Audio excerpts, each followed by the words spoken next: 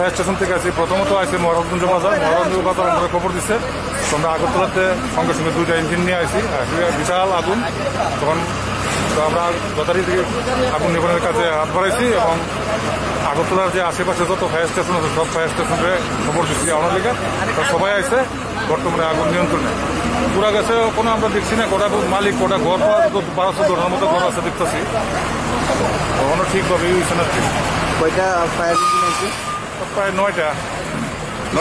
কিসের থেকে লাগছে প্রাথমিক? আমার মনে হয় এটা শর্ট সার্কিট ঠিক করবো মনে হয়। কয়টা দোকান পুরা গেছে? তো 10-12টা হইব মনে হয়, কারণ এটা পার তো দরজা কার মালিক কোনটা এখন তো হিসাব দিচ্ছে না। তো ক্ষয়ক্ষতি কত হইব মনে করেন?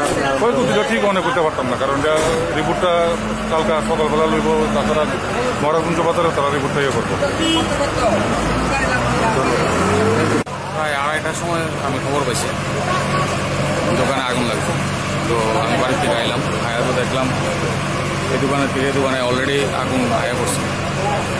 তো ফায়ার ব্রিগেডও ছিল, তো সেই সত্যি বোধ 9টা ফায়ার ব্রিগেড আসলো আর কি কি ক্ষয়ক্ষতি হয়েছে আপনার দোকানে? কি দোকান ছিল আপনার? আমার ফুলের দোকান ছিল। কত টাকা ক্ষয়ক্ষতি হয়েছে? প্রায় 5-6 লাখ টাকার মতন। আমার দোকানে কিছু ক্যাশও ছিল, ক্যাশের মধ্যে, তো ওইগুলিও আমি আর কিছু পাইনি।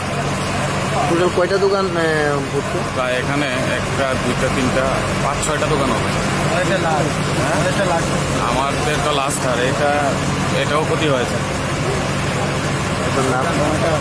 সে আর আপনার নাম? আমার নাম মিঠন সাহা। দুর্ঘটনা ঘটছে। দুইটা কত 2:10 খবর পাইছি, আইসিআই তো শেষই। এমনিতে কিসের দোকান ছিল আপনার? মিষ্টির দোকান ছিল। প্রাথমিক কি কোনো কিছু বুঝতে পারবেন মানে কোনখান থেকে লাগছে? এখনো তো বুঝতে পারতাছি না। আমার আগের থেকেই শুরু হয়েছে, আগে আমি তো দেখছি 3-4টা পুড়ে গেছে, এরপর আমার দোকান পুড়ছে।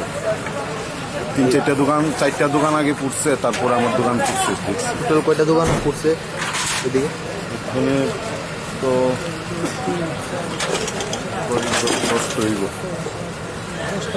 মানে কোন দোকান থেকে লাগছে বা কি লাগছে? কোনো প্রাথমিক আমি তো বলতে পারতেছি।